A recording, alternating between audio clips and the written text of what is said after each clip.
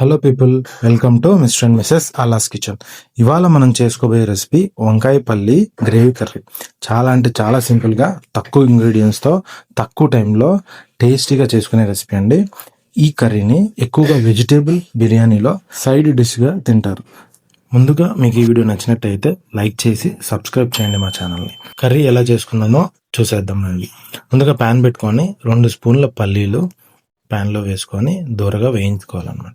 కొంచెం వేయించుకున్న తర్వాత స్టవ్ ఆఫ్ చేసేసి 2 స్పూన్ల సెస్మీ సీడ్స్ వేసి లైట్ బ్రౌనిష్ కలర్ వచ్చేంత వరకు వేయించుకొని అవన్నీ ఒక బౌల్లో ట్రాన్స్ఫర్ చేసుకొని చల్లారనివ్వాలి. ఇప్పుడు అదే ప్యాన్లో 2 స్పూన్ల ఆయిల్ వేసుకొని ముందుగా మనం కట్ చేసుకున్న వంకాయ పీసెస్ని ప్యాన్లో వేసుకోవాలి. ఇలా వేసుకోవటం వల్ల, అంటే ముందుగా ఫ్రై చేసుకోవటం వల్ల వంకాయ పీసెస్ అనేటివి టేస్టీగా ఉంటాయి. సో డైరెక్ట్ తర్వాత కూరలో వేయించుకున్న కూరలో వేసే బదులు ముందు వేయించుకొని వేస్తే కొంచెం ఫ్రై అండ్ క్రిస్పీగా ఉంటాయి అన్నమాట. సో వేగిన తర్వాత అది కూడా ఒక బౌల్లో తీసుకొని పక్కన పెట్టేసుకుందాం.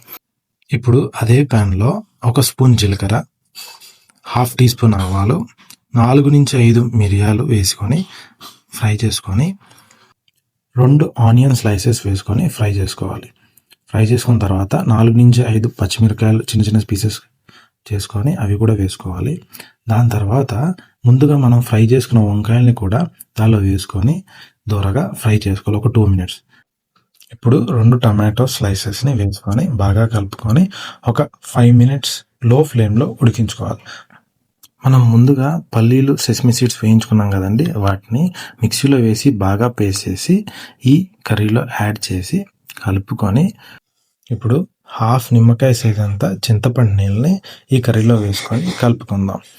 కలుపుకున్న తర్వాత 1 స్పూన్ గరం మసాలా, 1 స్పూన్ ధనియాల పొడి, 1 స్పూన్ కారం, తగినంత ఉప్పు వేసుకొని కలుపుకోవాలి.